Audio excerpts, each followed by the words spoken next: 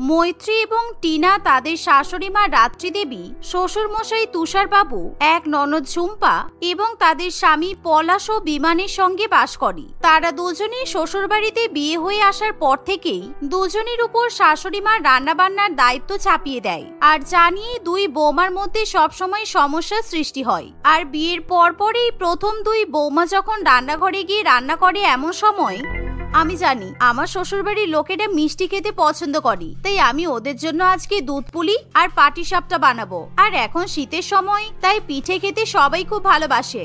দিদি, তুমি হয়তো জানো না যে শাশুড়ি মা আর শ্বশুর মশাইয়ের কিন্তু হাই সুগার, তাই এত মিষ্টি খাওয়ালে ওনাদের শরীর খারাপ হতে পারে। তাই আমি ঠিক করেছি আমি ওনাদের জন্য এখন করলা দিয়ে স্যুপ বানাবো। এরকম হেলদি খাবার খেলে ওনাদের শরীর ঠিক থাকবে। টিনার কথা শুনে মৈত্রী ভীষণ পরিমাণে অবাক হয়, কারণ বিয়ের পর প্রথম রান্না করতে এসে কোনো বৌমা তেতো খাবার বানাতে পারে সেই ব্যাপারে মৈত্রীর কোনো ধারণা থাকে না। তাই সে নিজের মতো দুধ পুলি এবং পাটিসাপটা বানাতে শুরু করে। অন্যদিকে টিনা সকলের জন্য করলা দিয়ে স্যুপ, গাজর দিয়ে এবং চিকেন দিয়ে মোমো ইত্যাদি রান্না করে ফেলে। আর কিছুক্ষণ পর দুই বৌমা যখন সবাইকে খাবার পরিবেশন করবে, এমন সময়, বৌমা, তুমি খুব সুন্দর পিঠে তৈরি করেছো। শীতকালে এরকম পিঠে খেয়ে আমাদের মন খুব খুশি হয়ে গেল। আর ছোট বৌমা, আমি বুঝতে পারছি যে তুমি আমাদের শরীর স্বাস্থ্য নিয়ে খুব চিন্তা করো, তাই আমাদের তেতো খাইয়েছো। রাত্রি দেবী এই কথা বলে দুই বৌমার হাতে দুটো সুন্দর সুন্দর শাড়ি তুলে দেয়, কারণ প্রথমবারের মতো দুই বৌমা শ্বশুর বাড়িতে রান্না করে সবাইকে খাইয়েছে, তাই তাদের উপহার প্রাপ্য। এমন সময় ছোট বৌমা বড় বৌমার হাতে সব থেকে সুন্দর শাড়িটা দেখে একেবারে জ্বলে পুড়ে ওঠে। মা, আপনারা সবাই মিলে দিদিকে যেই শাড়িটা দিয়েছেন সেই শাড়িটা কিন্তু আমার শাড়ি থেকে অনেক সুন্দর, তাই আমি ভালো করেই বুঝতে পারছি যে আপনাদের হয়তো দিদির হাতে রান্না বেশি ভালো লেগেছে। আর তা না হলে আপনারা আমাকে সব থেকে সুন্দর শাড়িটাই দিতেন। আমার যখন তেতো রান্না আপনাদের পছন্দ হয়নি, সেটা তো সরাসরি আপনারা আমাকে বলতেই পারেন। না না বৌমা, তুমি ভুল ভাবছো। তোমাদের দুজনের শাড়ি একই রকমের, শুধু রংটা আলাদা। তোমার যদি বড় বৌমার শাড়ির রং পছন্দ হয়, তাহলে আমি তোমাকে ওই রঙের শাড়ি আবার নিয়ে এসে দেব।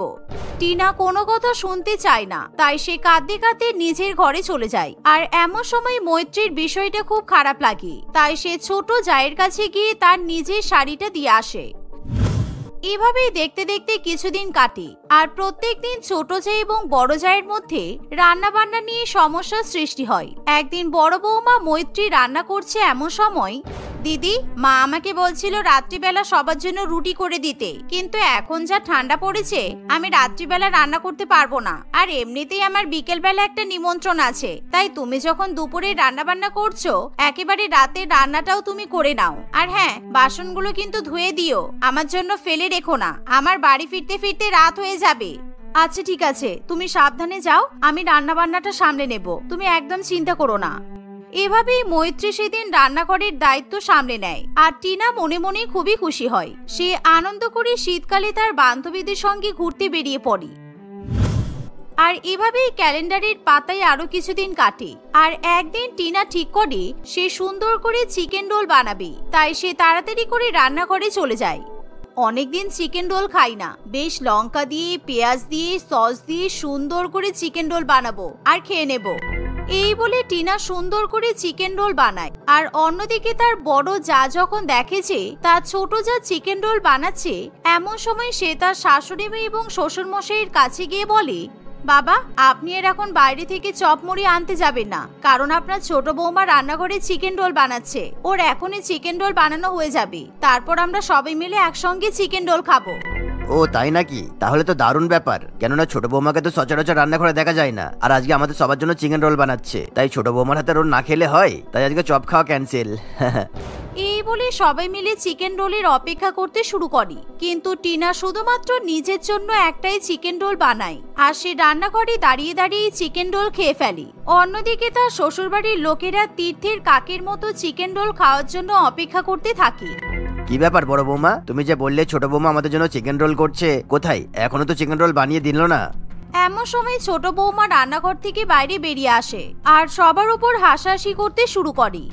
তুমি ওনাদেরকে কি বলেছো দিদি, যে আমি সবার জন্য চিকেন রোল বানাচ্ছি? পাগল নাকি? এতগুলো চিকেন রোল বানাতে কি আমার হাত পা ব্যথা হয়ে যাবে? আর তোমরা তো প্রত্যেকদিন সন্ধ্যাবেলা চপ মুড়ি খাও, তাহলে তোমাদের জন্য চিকেন রোল বানানোর প্রশ্নই ওঠে না। আমি শুধু আমার জন্য রোল বানিয়েছিলাম। টিনার এমন কথা শুনে পরিবারের সকলেরই ভীষণ খারাপ লাগে, কিন্তু তারা কেউ কোনো কথা বলতে চায় না, কারণ ছোট বৌমার এরকম স্বার্থপরের মতো ব্যবহার কারোরই ভালো লাগে না। আর যখনই সকলের জন্য রান্নাবান্না করার প্রশ্ন ওঠে, তখন টিনা সেই দায়িত্ব তার বড় জায়ের ঘাড়ের উপর চাপিয়ে দেয়। আর যখন টিনার নিজের কিছু খেতে ইচ্ছে হয়, তখন সে রান্নাঘরে গিয়ে নিজের মতো রান্না করে খেয়ে নেয়। এভাবেই কিছুদিন কাটে। আর একদিন টিনা রান্নাঘরে গিয়ে ফ্রাইড রাইস রান্না করছে এমন সময়, আচ্ছা টিনা, তুমি কোন আক্কেলে এরকম এক মুঠো চাল নিয়ে ফ্রাইড রাইস রান্না করছো বলো তো? তুমি কি জানো না তোমার শ্বশুর বাড়িতে 7 জন মানুষ আছে, আর সবার জন্য ফ্রাইড রাইস রান্না করতে গেলে অনেক চালের প্রয়োজন। আমার তোমাদের জন্য রান্না করতে ভালো লাগে না, কারণ তোমাদের খাওয়া নিয়ে অনেক নাক, সুতরাং বেকার বলে লাভ নেই। তোমার যখন এতই মায়া, তাহলে তুমি সবাইকে ফ্রাইড রাইস রান্না করে খাওয়াও। এই বলে টিনা নিজের খাবার নিয়ে ঘরে চলে যায়, আর মৈত্রী তার শ্বশুরবাড়ির লোকেদের জন্য খুব সুন্দর করে রান্নাবান্না করে। এভাবেই দেখতে দেখতে ক্যালেন্ডারের পাতায় আরো কিছুদিন কাটে, আর দুই যা নিজেদের মতো করে রান্নাঘর ব্যবহার করতে শুরু করে। তবে দিনের পর দিন টিনার স্বার্থপরতা বাড়তে থাকে। একদিন, টিনা, আমি সবার জন্য ডাল ভাত রান্না করছিলাম, আর হঠাৎ করে গ্যাস শেষ হয়ে গেছে। বলছি, আগের মাসে তো তোমার দাদা গ্যাস লিখিয়েছিল, তাই এবার যদি তুমি তোমার বরকে বলে গ্যাসটা লিখিয়ে দিতে তাহলে খুব ভালো হতো। আমার বর গ্যাস লেখাতে যাবে কেন? এখন গ্যাসের 1000 টাকার উপরে দাম হয়ে গেছে, আর আমরা মাত্র 2 জন, আমি আমার বর, তাই আমাদের খাওয়ার পেছনে খরচটাও সেরকম একটা হয় না। তাই আমরা টাকা খরচ করে গ্যাস নিয়ে আসতে পারবো না। তোমাদের খাওয়া খরচা বেশি, তাই তোমরাই গ্যাস বুক করো। এতে আমার তোমার এর কি আছে? আমরাও তো তোমার মতো 2 জন, কিন্তু আমাদের সংসারে এক ননদ আছে, শাশুড়ি মা আছে, শ্বশুর মশাই আছে, ওনাদেরকে তো ধরতে হবে। হ্যাঁ, তুমি ওনাদেরকে ধরে বসে থাকো, আমার কোনো সমস্যা নেই। আর তুমি ওনাদেরকেই বলো তাহলে টাকাটা দিতে। আমি আমার বরকে বলতে পারবো না, আমরা সিলিন্ডারের পেছনে 1 টাকাও খরচ করতে পারবো না। এই বলে টিনা নিজের ঘরে চলে যায়, আর মৈত্রীর ভীষণ পরিমাণে খারাপ লাগে। তাই মৈত্রী তার স্বামীকে বলে আবার গ্যাস বুক করে। এভাবেই আরো কিছুদিন কাটে, আর প্রত্যেক দিন টিনা তার খারাপ ব্যবহার বজায় রাখে। একদিন মৈত্রী সকালবেলা উঠে রান্নাঘরে রান্না করতে যাবে এমন সময় সে দেখে যে তার স্বামীর প্রচন্ড পরিমাণে জ্বর এসেছে। তাই মৈত্রী খুবই ভয় পেয়ে যায়। আর অন্যদিকে এমন সময় টিনা রান্নাঘরে গিয়ে চা বানায়। টিনা, তোমার দাদার আজকে ভীষণ জ্বর, তাই আমাকে একটু তোমার দাদার কাছেই থাকতে হবে। সময় মতো ওষুধ দেওয়া, জলপট্টি দেওয়া, অনেক ব্যাপার আছে, তাই তুমি দয়া করে আজকে সবার জন্য রান্নাটা করে নাও প্লিজ। এমন সময় টিনা মৈত্রীকে মুখের উপর না করতে যাবে, তখনই সেখানে তাদের ননদ চলে আসে। বৌদি, তুমি ছোট বৌদিকে এরকম করে রান্না করার জন্য রিকোয়েস্ট করছো কেন? আমাদের জন্য ছোট বৌদির রান্না করাটা দায়িত্ব। আর ছোট বৌদি, আজকে মা বলেছে মাটন কষা আর ভাত রান্না করতে, তাই তাড়াতাড়ি রান্না করো। দাদা যেহেতু শরীর খারাপ, তাই দাদাকে প্রেসার কুকারে করে পাতলা মাটনের ঝোল রান্না করে দেবে। না মানে, এতজনের রান্না, তাও আবার মাটন, খুব সমস্যা হয়ে যাবে। তাই আমি তার থেকে ভালো আলু সিদ্ধ ভাত রান্না করে দিচ্ছি। আমরা জীবনেও সিদ্ধ ভাত খাইনি, আর বড় বৌদি কোনোদিনও আমাদেরকে সিদ্ধ ভাত রান্না করে খাওয়ায়নি, তাই তোমাকে আজকে বড় বৌদির মতো ভালো করে রান্না করতে হবে। আমি কোনো কথা শুনতে চাই না। এই বলে ঝুম্পা সেখান থেকে চলে যায়, আর ছোট বৌমা টিনা বাধ্য হয়ে সকলের জন্য রান্নাবান্না করার সিদ্ধান্ত নেয়। কিন্তু সে মনে মনে তার বড় জায়ের উপর প্রচন্ড পরিমাণে রেগে থাকে। আর কিছুক্ষণের মধ্যেই মৈত্রী রান্নাঘর থেকে চলে গেলে টিনা রাগে গজগজ করতে করতে মাটন পরিষ্কার করে সকলের জন্য রান্নাবান্না শুরু করে দেয়। কিন্তু তার রান্নাবান্না করার একদমই ইচ্ছা থাকে না। অন্যদিকে মৈত্রী তার বরকে জলপট্টি দেয় আর জ্বরের ওষুধ খাওয়ায়। এভাবেই দেখতে দেখতে কিছুক্ষণ কাটে।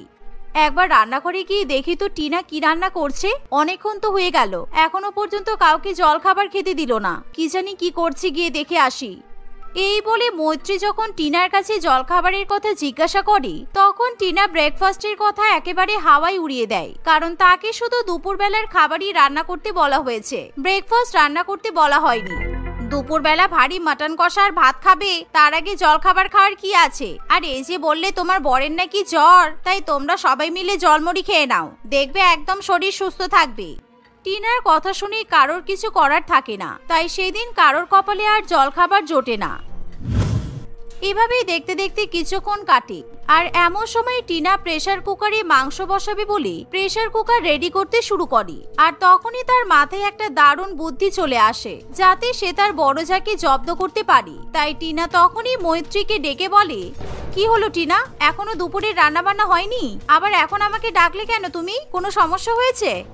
আরে সমস্যা বলে সমস্যা, অনেক বড় সমস্যা হয়েছে। এই দেখো, মাটন বসানোর আগে প্রেসার কুকারটা কতটা ভারী হয়ে গেছে, আমি হাতে করে তুলতে পারছি না, তার উপরে সিটি বসাতেও পারছি না। কি মুশকিলে পড়লাম বলো তো। এখন যদি প্রেসার কুকারে সিটি না ওঠে তাহলে কিভাবে মাটন রান্না করব? ঠিক আছে, তুমি চিন্তা করো না, আমি দেখছি কি ব্যবস্থা করা যায়। আমি প্রেসার কুকারে ভালো করে সিটি বসাতে পারি, তাই আমি করে দিচ্ছি। এই বলে মৈত্রী যখন প্রেসার কুকার দেখতে যাবে এমন সময় টিনা ইচ্ছা করে সেই প্রেসার কুকার হাতে তুলে নেয়। আর সেই প্রেসার কুকার গ্যাসে বসানোর নাম করে তার বড় জায়ের পায়ের আঙুলের উপর ফেলে দেয়, যার ফলে সেই ভারী প্রেসার কুকার মৈত্রীর পায়ের আঙুলে গিয়ে পড়ে। আর মৈত্রী একেবারে ব্যথায় আর্তনাদ করে ওঠে। তুমি কি করলে? আমি তো তোমাকে বললাম প্রেসার কুকার ধরতে হবে না, তুমি তবুও এটা হাতে করে তুলে আমার পায়ে ফেলে দিলে। ওরে বাবারে, আমার পায়ে ভীষণ ব্যথা করছে। ওরে বাবারে, আমার পায়ে ভীষণ ব্যথা করছে, আমার আঙুলগুলো একেবারে থেতলে গেল। এমন সময় পরিবারের সবাই সেখানে এসে উপস্থিত হয়। আর সবাই মিলে মৈত্রীর অবস্থা দেখে টিনাকে দোষারোপ করতে শুরু করে। তোমরা সবাই মিলে আমাকে দোষ দিচ্ছ কেন? আমি তো প্রেসার কুকার গ্যাস ওভেনের উপর বসাতে গেলাম আর ভুল করে দিদির পায়ের উপর পড়ে গেল, এতে আমার তো কোনো দোষ নেই। টিনা এরকম করে বললে তার কথা কেউ শুনতে চায় না। সবাই মিলে তখনই মৈত্রীকে ডাক্তারের কাছে নিয়ে যায়। আর ডাক্তারবাবু মৈত্রীর পায়ের অবস্থা দেখে তাড়াতাড়ি করে মৈত্রীর পায়ের আঙুলে ব্যান্ডেজ করে দেয়। আর ধীরে ধীরে মৈত্রীর পায়ের ব্যথা কমতে শুরু করে। কিন্তু এমন পরিস্থিতিতে টিনাকে কেউ আর ক্ষমা করতে চায় না। ছোট বৌমা, বিয়ে হয়ে আসার পর থেকে তুমি সব সময় বড় বৌমার সঙ্গে রান্নাঘর নিয়ে ঝামেলা করেছো, সব দায়িত্ব বড় বৌমার উপর চাপিয়ে দিয়েছো। আর আমার বড় বৌমা হাসি মুখে সব দায়িত্ব মেনে নিয়েছে, কিন্তু তার প্রতিদান তুমি এরকম ভাবে দিলে। ঠিক আছে, আজকের পর থেকে তুমি আর জীবনেও আমাদের রান্নাঘরে ঢুকবে না। আমাদের বাড়ির সব দায়িত্ব এবার বড় বৌমার, তোমার কোনো দায়িত্ব নেই। তুমি তোমার বরকে নিয়ে আলাদা সংসার করো আর রান্নাঘর আলাদা করে নাও। শাশুড়ি মায়ের কথা শুনে টিনা প্রচন্ড পরিমাণে ভয় পেয়ে যায়। আমার ভুল হয়ে গেছে, আমি আর কোনোদিনও এরকম ভাবে দায়িত্ব থেকে পালাবো না, আর কখনো কারোর ক্ষতি করার চেষ্টা করব না। দিদি, তুমি আমাকে ক্ষমা করে দাও, আমি এবার তোমার সঙ্গে মিলেমিশে রান্না করব, আমি কথা দিচ্ছি। টিনার কথা শুনে সবাই তাকে ক্ষমা করে দেয়। আর সেদিনের পর থেকে মৈত্রী এবং টিনা দুই যা মিলেমিশে রান্নাবান্না করতে শুরু করে। আজকে শ্রীতমার বাবা মা বিপ্লব এবং প্রিয়াঙ্কাকে তার স্কুল থেকে ডেকে পাঠানো হয়েছে। শ্রীতমা ক্লাস 9-এ পড়ে। সে এমনিতে পড়াশোনায় অনেক ভালো এবং সে যথেষ্ট বাধ্য। তবে কেন তার স্কুল থেকে তার বাবা মাকে ডেকে পাঠানো হয়েছে এ কথা কিছুতেই তার বাবা মা বুঝতে পারে না। বিপ্লব এবং প্রিয়াঙ্কা দুজনেই বেশ চিন্তায় পড়ে। আজকাল বিপ্লব এবং প্রিয়াঙ্কার মধ্যে বেশ কিছু কারণে একটা চাপা অশান্তি লেগেই থাকে। তার উপরে তাদের মেয়ের স্কুল থেকে আসা এই খবর তাদের ওই অশান্তিকে যেন আরো 4 গুণ বাড়িয়ে দেয়। দেখো গিয়ে মেয়ে আবার স্কুলে কোনো ছেলে বন্ধু বানিয়ে বসেছে কিনা। আজকালকার মেয়েদের থেকে এসব ছাড়া কি বা আশা করা যায় বলো তো? ছেলে বন্ধু যদি বানায় তাতে তোমার সমস্যাটা কোথায়? তুমি স্কুলে পড়ার সময় কখনো মেয়ে বন্ধু বানাওনি? আমার কটা মেয়ে বন্ধু ছিল সেটা তুমি ভালো করেই জানো, কিন্তু পুরো স্কুল যে তোমার পেছন পেছন ঘুরে বেড়াতো আর সেটাও আমি খুব ভালো করে জানি। মেয়েও তো মায়ের মতোই হয়েছে, যেমন গাছ তেমন ফল হওয়া তো স্বাভাবিক। গোটা স্কুল যখন আমার পেছনে ঘুরতো, সেই গোটা স্কুলের মধ্যে তো তুমিও থাকতে। আমি তো তোমাকে কখনো বলিনি যে তুমি স্কুল লাইফে মেয়েদের পেছন পেছন ঘুরতে কেন? আর মেয়েটা কি তোমার নয়, শুধু আমার মেয়ে? সেসব কথা নয়, আমরা স্কুলে গিয়ে আলোচনা করব। এখন চলো দেখি আবার তোমার মেয়ে কি কাণ্ড ঘটিয়েছে। এই বলে তারা দুজনে বাড়ি থেকে বেরিয়ে একেবারে শ্রীতমার স্কুলের দিকে রওনা দেয়। সেখানে গিয়ে শ্রীতমার স্কুলের হেডমাস্টারের কাছ থেকে তারা জানতে পারে শ্রীতমা কি করেছে এবং কেন তার বাবা মাকে এভাবে স্কুল থেকে ডেকে পাঠানো হয়েছে। সমস্ত কথা শুনে বিপ্লব এবং প্রিয়াঙ্কা দুজনেই লজ্জায় এবং রাগে শ্রীতমার স্কুলের হেড স্যারের সঙ্গে চোখে চোখ মিলিয়ে কথা বলতে পারে না। আমরা শ্রীতমাকে অনেক স্নেহ করি, আমরা জানিও পড়াশোনায় অনেক ভালো আর অনেক ভদ্র একটা মেয়ে, কিন্তু ও যে আজকে এরকম করবে সেটা আমরা কোনোদিনও স্বপ্নেও ভাবিনি। কেন করেছিস তুই এরকম? আমরা বিশ্বাস করে তোকে স্কুলে পাঠাই যাতে তুই তোর পছন্দের বন্ধুর সঙ্গে স্কুল থেকে পালিয়ে যেতে পারিস, সেই কারণে। ও শুধু আমার পছন্দের বন্ধু নয় মা, আমি ওকে ভালোবাসি আর আমি জানি তোমরা কোনোদিনও ওর সাথে আমার বন্ধুত্ব রাখতে দেবে না। তাই তো আমরা ঠিক করেছিলাম আমরা পালিয়ে যাব। কেন তোর এরকম মনে হয়েছে যে আমরা তোর সাথে ওই ছেলেটার বন্ধুত্ব রাখতে দেব না? আর না দিলেই বা সেটা দোষের কি? এই বয়সটা তো তোর পড়াশোনা করে নিজের আর বাবা মায়ের নাম উজ্জ্বল করার বয়স। পালিয়ে গিয়ে বাবা মায়ের মুখে চুনকালি মাখানোর বয়স তো নয়। তাহলে তোমরা দুজনে কেন পালিয়েছিলে? তোমাদের মনে হয়নি যে তোমরা এমন করলে দাদু, দিদা, ঠাম্মা সবাই কষ্ট পাবে? এখন নিজেদের কষ্ট হচ্ছে বলে তাই তোমরা বুঝতে পারছো, তাই না? দেখেছো কেমন মেয়ে তৈরি করেছো তুমি? কিভাবে স্কুলের হেডমাস্টারের সামনে আমাদের অপমান করছে। ও তো ভুল কিছুই বলেনি। ইতিহাসের পুনরাবৃত্তি তো হতেই থাকে। আমরা আমাদের বাবা মাকে যেই কষ্টটা দিয়েছি সেই কষ্টটা পেতে আমরা এত ভয় পাচ্ছি কেন? ও তো শুধু সেটাই জিজ্ঞাসা করেছে। তারা দুজনে শ্রীতমাকে নিয়ে বাড়ি ফিরে আসে। বাড়ি ফিরে শ্রীতমা খুব চিৎকার চেঁচামেচি করে কান্নাকাটি করতে থাকে, কারণ শ্রীতমার বাবা তাকে বলে দেয় যে স্কুলে শ্রীতমার ওই বিশেষ বন্ধু পড়ে ওই স্কুলে শ্রীতমাকে আর পড়াশোনা করাবে না। এই কথা শুনে শ্রীতমা নিজের রাগ ধরে রাখতে পারে না। সে তার বাবা মায়ের অতীতের স্কুলের সম্পর্ক নিয়ে একটার পর একটা কথা বলতেই থাকে। এই ঘটনায় বিপ্লব প্রচন্ড রেগে গিয়ে শ্রীতমার গায়ে হাত তুলতে গেলে প্রিয়াঙ্কা তাকে থামিয়ে দেয়। তুমি কেন ওর গায়ে হাত তুলতে চাইছো বিপ্লব? ও তো ঠিকই বলেছে। যেই ভুল কাজটা করে আমরা সংসার পেতেছি সেই একই কাজ করার জন্য ওর জীবনের সুখ কেন কেড়ে নেওয়া হবে শুনি? সংসার না ছাই, তোমাকে বিয়ে করে আমার জীবন অতিষ্ঠ হয়ে গেছে। যেই ভুল করে আমি এত পস্তাচ্ছি আমি কখনোই চাইবো না সেই ভুল আমার মেয়েও করুক। আর স্কুল লাইফে সব ভালোবাসা টালোবাসা কিছুই হয় না, বুঝেছো? এই কথা শুনে প্রিয়াঙ্কা অঝোর নয়নে কাঁদতে থাকে। প্রায় 17 বছর আগে ঘটে যাওয়া সমস্ত কথা তার চোখের সামনে যেন একেবারে ছবির মতো ভেসে ওঠে। প্রিয়াঙ্কা তখন সবেমাত্র ক্লাস 11-এ উঠে নতুন স্কুলে ভর্তি হয়েছে। প্রিয়াঙ্কা এত অপরূপ সুন্দরী এবং এতটা পড়াশোনায় ভালো যে তার সঙ্গে একবার কথা বললেই সবাই তাকে বন্ধু বানিয়ে ফেলে। প্রিয়াঙ্কা যে স্কুলে যায় সেখানেই তার সঙ্গে এমনই হয়। প্রিয়াঙ্কার যে এই ব্যাপারটা খুব একটা পছন্দ নয় তা নয়, তবে এভাবে সবার থেকে স্পেশাল ব্যবহার পেতে তার ভালোই লাগে। এমনই একদিন প্রিয়াঙ্কার সঙ্গে কথা বলতে তাদের স্কুলের ক্লাস 12-এর একটি ছেলে আসে। এতদিন পর্যন্ত স্কুলে আমি যা বলতাম আমার বন্ধু বান্ধবরা তাই শুনতো, কিন্তু এখন তো সুযোগ পেলেই সবাই তোমার কাছে চলে আসে। আমার কিন্তু মোটেই এটা ভালো লাগছে না। ভালো লাগছে না সেটা বলতে গিয়ে তুমি তো নিজেও আমার কাছে চলে এলে। এবার আর নিজের বন্ধুদের দোষ দিতে ইচ্ছা করবে? তোমার কাছে আমার বন্ধুদের কথা বলতে এলাম আর তুমি তো দেখছি আমাকেই ফাঁসিয়ে দিলে। এবার বুঝতে পারছি সারাদিন কেন সবাই তোমার পেছনে পেছনে ঘুরতে থাকে। সেই সবার মধ্যে বুঝি তুমিও পড়ো? আমি কেন তোমার পেছনে পেছনে ঘুরতে যাবো শুনি? আমার আগে থেকে একটা গার্লফ্রেন্ড আছে, ওকে? আমার তো বিশ্বাস হয় না। তুমি আমার আশেপাশে থাকো বলেই আমি কখন কোন ক্লাসে একা থাকবো সেটা তুমি জানতে, তাই তো এখন আমার সঙ্গে ঝগড়া করতে এসেছিলে। প্রিয়াঙ্কার কথা শুনে বিপ্লব হাসতে থাকে। প্রিয়াঙ্কা আসলেই ভীষণ সুন্দর কথা বলতে পারে। তার সাথে কথা বললে খুব সহজেই তার বন্ধু হওয়া যায়। সেদিনের পর থেকে প্রিয়াঙ্কা এবং বিপ্লবের বন্ধুত্ব বেশ গাঢ় হয়ে যায়। তারা সুযোগ পেলেই একসঙ্গে থাকে, একসঙ্গে টিফিন করে, একসঙ্গে স্কুলে আসে এবং একসাথেই বাড়ি ফেরে। দেখতে দেখতে তাদের এই বন্ধুত্বের সম্পর্ক ভালোবাসার সম্পর্কে পরিণত হয়। বিপ্লব এবং প্রিয়াঙ্কাকে দেখলেই তাদের বন্ধু বান্ধবরা নানান রকম ভাবে তাদেরকে নিয়ে মজা করে। এটাতে তারা বেশ আনন্দ পায়। স্কুলের বন্ধু বান্ধবরা ভালোবাসার সম্পর্কে জড়ালে বাকি বন্ধু বান্ধবরা যেভাবে তাদেরকে নিয়ে মজা করে এই ব্যাপারটা ঠিক সেরকমই ছিল। কিন্তু একদিন প্রিয়াঙ্কাকে একা একা স্কুলের গেট দিয়ে ঢুকতে দেখে তার বন্ধুরা খুবই অবাক হয়ে বলে, এ কি অদ্ভুত দৃশ্য দেখলাম আজকে। স্বামীকে ছাড়াই স্ত্রী কিভাবে এরকম একটা ভয়ানক পরিস্থিতির মধ্যে একা একা প্রবেশ করলো? আজকে তোর স্কুল করতে খুব অসুবিধা হবে, তাই না? এইসব তোরা কি বলছিস? কার সাথে কাকে গুলিয়ে ফেলছিস? সর, আমাকে যেতে দে। এই তুই হঠাৎ এমন ব্যবহার করছিস কেন প্রিয়াঙ্কা? আমাদের কথায় রাগ করলি নাকি?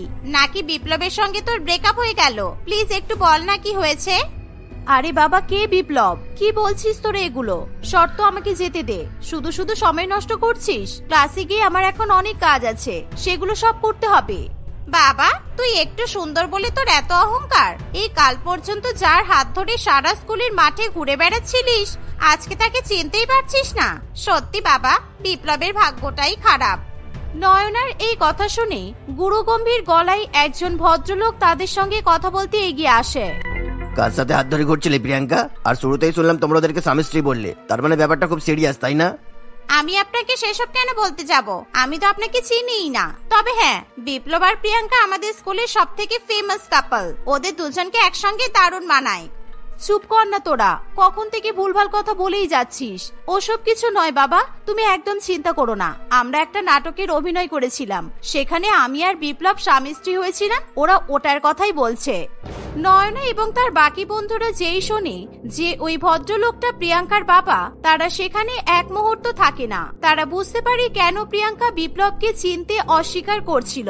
আজকে সমরেশ বাবু প্রিয়াঙ্কার স্কুলে এসেছিল প্রিয়াঙ্কা স্কুলে কেমন পড়াশোনা করছে সেসব জানার জন্য। আর স্কুলে ঢুকতেই তার মেয়ের ব্যাপারে সেই সমস্ত কথা শুনে প্রিয়াঙ্কার বাবা প্রচন্ড পরিমাণে রেগে যায়। সে সেদিন আর প্রিয়াঙ্কাকে ক্লাস করতেই দেয় না, সোজা সেখান থেকেই তাকে বাড়ি নিয়ে চলে যায়। বিপ্লব স্কুলে এসে প্রিয়াঙ্কাকে না দেখে খুবই অবাক হয়। নয়না তার বাকি বন্ধু বান্ধবরা বিপ্লবকে সব কথা খুলে বলে যে তাদের জন্যই প্রিয়াঙ্কার বাবা সব জানতে পেরেছে। এইভাবে প্রায় এক সপ্তাহ কাটে। সবাই ভাবে হয়তো প্রিয়াঙ্কার বাবা তার স্কুল ছাড়িয়ে দিয়েছে, কিন্তু এক সপ্তাহ পরে প্রিয়াঙ্কা আবার স্কুলে আসে। আমি তো ভেবেছিলাম তোমাকে আর কোনোদিনও দেখতেই পাবো না। তোমার বাবা যে এত রাগী সেটা আমরা কেউ জানতাম না। উপরওয়ালার কাছে আমি অনেক অনেক কৃতজ্ঞ যে তোমাকে আরো একবার দেখার সুযোগ করে দিয়েছে। আমাকে না দেখার অভ্যাস যত তাড়াতাড়ি করে ফেলতে পারবে তত ভালো। সমস্ত ঘটনা আমার বাবা জেনে যাওয়ার পরে বাবা আমার লাইফ একেবারে জেলের কয়েদিদের মতো করে দিয়েছে। না কোথাও যেতে দেয়, না কাউকে বাড়িতে আসতে দেয়। প্লিজ তুমি বলো না যে তোমার বাবা তোমাকে অন্য স্কুলে ভর্তি করবে। কি গো, এরকম কিছু করবে না তো? এরকমই কিছু করবে, আর শুধু স্কুল চেঞ্জ করবে না, এখান থেকে 400 কিলোমিটার দূরের এক শহরে আমার মাসির বাড়িতে আমাকে পাঠিয়ে দেবে। আমি এবার থেকে সেখানে থেকেই আমার পড়াশোনা করব। এই শুনে বিপ্লব প্রচন্ড ভয় পেয়ে যায়। তারা একে অপরের সঙ্গে আরো বেশ কিছুক্ষণ কথা বলে। তারা দুজনেই সিদ্ধান্ত নেয় তারা সেদিনই স্কুল থেকে পালিয়ে যাবে। তারা কাউকে কিছু না বলেই স্কুল ছুটির পর ট্রেনে করে অন্য শহরে চলে যায়। তাদের দুজনের বাড়ির লোকজন হন্যে হয়ে চারিদিকে খুঁজে বেড়ালেও কোথাও তাদের টিকিটও পাওয়া যায় না। প্রিয়াঙ্কা এবং বিপ্লব দুজনেরই পড়াশোনা বন্ধ হয়ে যায়। যেই বছর বিপ্লবের স্কুল পাশ করে কলেজে পড়ার কথা ছিল, সেই বছর থেকে বিপ্লব গ্যারেজ, শাড়ির দোকান, ফলের দোকান ইত্যাদি জায়গায় কাজ করে নিজের এবং প্রিয়াঙ্কার জন্য জীবিকা নির্বাহ করে। দেখতে দেখতে সেই 17 বছর কেটে যায়। পালিয়ে যাওয়ার পরে তাদের জীবনে কত রকমের সমস্যা এসেছে সেই সব কিছু প্রিয়াঙ্কা এবং বিপ্লব তাদের মেয়েকে বলতে থাকে। এবার বুঝলি কেন বাবা তোকে বকাবকি করছে? সেদিন যদি আমি এমন একটা হঠকারী সিদ্ধান্ত না নিতাম, তাহলে হয়তো আমরা দুজনেই পড়াশোনা করে ভালো চাকরি করে তোকে আরো ভালো জীবন দিতে পারতাম। যেই বয়সে কলেজে পড়ে আমার স্বপ্ন পূরণ করে নিজের গাড়ি কেনার কথা ছিল, সেই বয়সে আমি গ্যারেজে কাজ করে লোকের গাড়ি ঠিক করেছি। এখন সেই বাবা কোনোভাবেই চাইবে না তাদের সন্তানরাও তাদের মতো কঠিন জীবন কাটাক। কিন্তু তোমরা দুজন তবুও তো একসঙ্গে আছো। কত কত বাবা মায়ের তো ডিভোর্স হয়ে যায়। তোমরাও তো আমাকে ছোটবেলা থেকে বলেছো যে তোমরা দুজনই দুজনকে স্কুল থেকেই চিনতে। যদিও তোমাদের পালিয়ে যাওয়ার কথাটা আমি লুকিয়ে লুকিয়েই শুনেছিলাম। আমাদের ডিভোর্স হয়ে যেত রে মা, শুধুমাত্র আমি পড়াশোনা শিখিনি তাই কোনো কাজ করতে পারবো না, আর নিজে রোজগার করে তোকে খাওয়াতেও পারবো না, এটা ভেবেই আমি তোর বাবার অনেক অপমান সহ্য করেই এখানে থেকে গেছি। কিন্তু বাবা তো তোমাকে ভালোবাসে, ভালো না বাসলে কি তোমার সাথে পালিয়ে আসতো আর না তোমার জন্য এত কিছু করতো? ছোট বয়সে নেওয়া সমস্ত সিদ্ধান্ত যে সঠিক হবে তা তো নয়। ওই বয়সে আমরা তো নিজেদের জীবনটা ঠিক করে বুঝতেই পারি না, তাই তো বাবা মায়েরা যা বলে সেটাই আমাদের শুনতে হয়। তোর বাবা আর আমি আমাদের বাবা মায়ের কথা না শুনে এই ভুলটাই করেছি, তাই আমাদের সম্পর্কে এত তিক্ততা এসেছে। হয়তো আগে আমরা একে অপরকে খুব পছন্দ করতাম, কিন্তু এখন এসব অতীত। প্রিয়াঙ্কার এই কথা শুনে শ্রীতমা ভীষণ ভয় পেয়ে যায়। সে কিছুতেই হিসাব মিলিয়ে উঠতে পারে না যে কিভাবে সেই দুটো মানুষ একে অপরের সঙ্গে এত ঝগড়া অশান্তি করতে পারে, যে দুটো মানুষ একসঙ্গে থাকবে বলে সমস্ত কিছু ছেড়ে পালিয়ে এসেছিল। শ্রীতমা বুঝতে পারে যে ছোটবেলায় নেওয়া সমস্ত সিদ্ধান্ত সঠিক পরিণতি পায় না। সে এটাও বুঝতে পারে যে কয়েকদিনের একটা সম্পর্কের জন্য সে পালিয়ে গিয়ে তার বাবা মাকে কতটা কষ্ট দিতে চলেছিল। তোমরা সারা জীবন একসঙ্গেই থাকো প্লিজ, আমি কথা দিচ্ছি আমি কোনো ভুল কাজ করে কোনোদিনও তোমাদেরকে কষ্ট দেব না। কিন্তু তোমরা কোনোদিনও আলাদা হয়ে যাওয়ার কথা স্বপ্নেও ভাববে না। ছোটবেলায় তোমরা দুজনে যেমন ভাবে থাকতে তোমরা এখনো সেরকম ভাবেই থাকো।